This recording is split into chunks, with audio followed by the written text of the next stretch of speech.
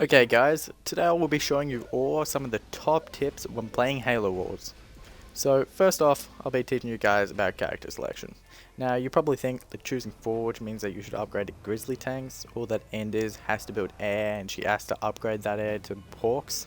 Well, that is completely wrong.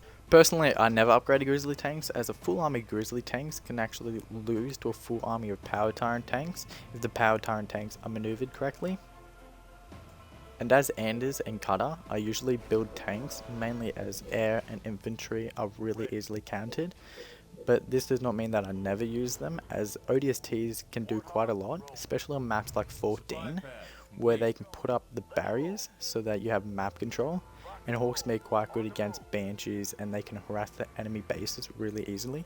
If you're playing either as Professor Anders or Captain Cutter, you always want to build 2 supply pads, then a reactor, then another 2 supply pads, unless you have some sort of magical rush that you have to build differently, of course.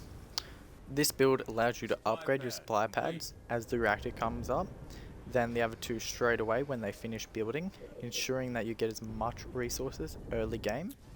Though if you were Forge, you can just build 4 supply pads, then the reactor, as they don't need to be upgraded. What you don't want to do is build turrets early game unless it is essential for you to build them, as they don't do much damage and are easily destroyed. Another thing that you'll want to do at the start of the game is collect crates. Collecting crates is essential to get an early lead on your enemy. You'll probably want to build around 3 Warthogs to collect the crates, which then you'll be able to upgrade to Gunner and either take out a rebel base, so you can get yourself a second base, or you can go harass your enemy, ensuring that they won't be able to expand. But make sure to only queue up 1 Warthog at a time and collect as many crates as possible so that you don't ruin your economy.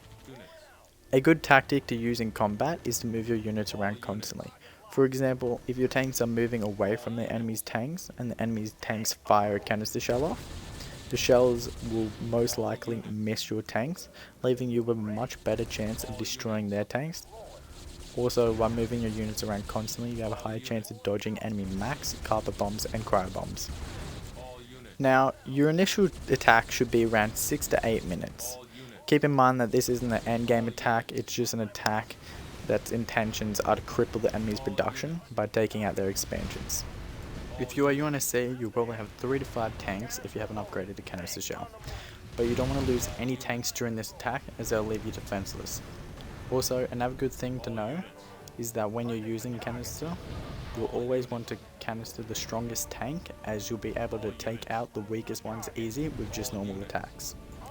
Now, if you've chosen a Covenant leader, your standard build will be to build 2 warehouses, then a temple, then another 2 warehouses, whilst upgrading them as soon as possible, then having 2 summits on the front of your base. This build will allow you to get Banshees really fast for an early harass. You would focus on taking out their expansions, and you would attack when you get about 10 Banshees. Another thing you can do is send your leader over to the enemy's base near the start of the game, which will make your enemy panic and waste their resources on turrets and flamethrowers to kill your leader, but this obviously won't work every time. Okay guys, those were some tips that will hopefully help you in your next game of Halo Wars. Thanks for watching, and if you enjoyed the video or want more tips on Halo Wars or any other games, just leave a comment below and subscribe.